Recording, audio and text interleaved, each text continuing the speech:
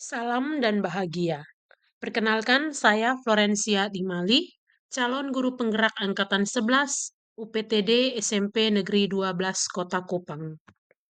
Pada video kali ini, saya ingin menyampaikan koneksi antar materi modul 1.2. Saya akan menggunakan model refleksi 4P. Yang pertama, facts atau peristiwa. Yang kedua, feelings atau perasaan. Yang ketiga, findings atau pembelajaran. Dan yang keempat adalah future atau penerapan ke depan. Yang pertama, peristiwa. Momen yang paling penting atau menantang bagi saya setelah mempelajari modul 1.1 adalah yang pertama, saat saya mendapat pemahaman berharga bahwa pembelajaran yang sebenarnya adalah pembelajaran yang berpihak pada murid dan guru hanya berperan sebagai fasilitator yang menuntun tumbuh kembang murid sesuai dengan kodrat yang ada pada masing-masing anak. Dan yang kedua, mendidik tidak hanya mengajar saja, namun juga menumbuhkan budi pekerti pada diri anak. Sedangkan momen yang paling penting atau menantang bagi saya setelah mempelajari modul 1.2 adalah yang pertama, saya termotivasi dan tergerak untuk harus mengimplementasikan nilai guru penggerak agar menciptakan profil pelajar Pancasila. Dan yang kedua, saya mengembangkan dan mengimplementasikan inovasi pembelajaran yang berfokus pada minat dan bakat siswa. Adapun kaitan antara modul 1.1 dan 1.2 yang saya pahami adalah pada modul 1.1, saya mempelajari filosofi Ki Hajar Dewantara yang memberi pemahaman bahwa pendidikan menghamba pada murid dan bersifat menuntun. Hal ini terkoneksi dengan modul 1.2 yang menekankan bahwa guru sebagai pemimpin pembelajaran harus berpihak pada murid. Yang kedua adalah perasaan. Saat momen itu terjadi, saya merasa seperti bagaikan bangun dari mimpi panjang. Saya merasa bersyukur dan bahagia karena memiliki kesempatan untuk menambah wawasan di program pendidikan guru penggerak ini. Saya menyadari bahwa banyak hal yang harus saya perbaiki dan saya termotivasi serta tergerak untuk harus menjadi pemimpin pembelajaran atau guru yang lebih baik lagi, mendidik sesuai dengan kodrat alam dan kodrat zaman, serta saya harus menerapkan nilai dan peran guru penggerak.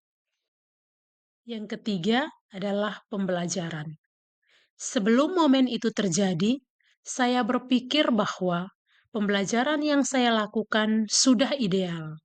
Murid adalah objek pembelajaran, guru hanya bertugas mentransfer materi pelajaran saja tanpa mempedulikan penanaman nilai-nilai karakter. Murid perlu dituntut untuk memperoleh nilai yang tinggi karena merupakan tanda bahwa murid sudah sukses dalam pembelajaran.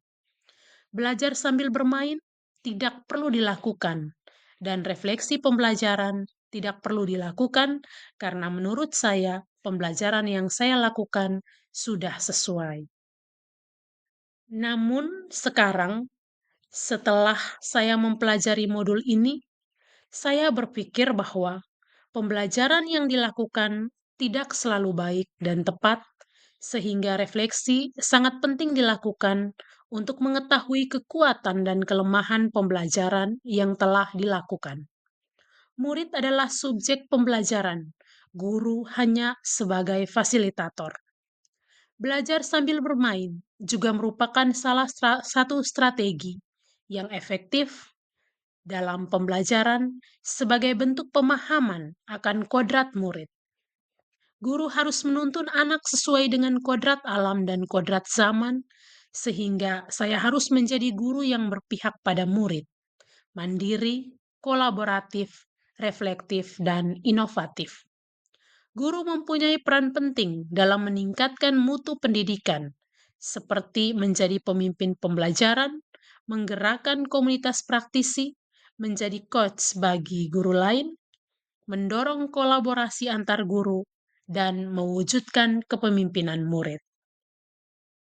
Yang keempat adalah penerapan. Penerapan ke depan yang ingin saya lakukan adalah yang pertama, melakukan kegiatan pembelajaran yang melibatkan murid dengan memperhatikan kodrat alam dan kodrat zaman. Dan yang kedua adalah melakukan pengembangan diri secara sederhana, berkelanjutan dan konsisten untuk membantu menguatkan nilai-nilai dan peran saya sebagai guru penggerak. Adapun peran yang akan saya lakukan untuk meningkatkan nilai daripada guru penggerak. Yang pertama adalah peran saya menjadi pemimpin pembelajaran dalam menguatkan nilai berpihak pada murid. Yang kedua, peran saya menciptakan hal yang baru dalam menguatkan nilai inovatif. Yang ketiga, berpikir terbuka dalam menguatkan nilai reflektif. Yang keempat, mengikuti berbagai pelatihan mandiri dalam menguatkan nilai mandiri. Dan yang kelima, bekerja sama dengan pihak lain dalam menguatkan nilai kolaboratif.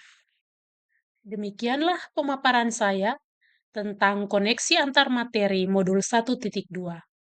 Terima kasih, salam dan bahagia.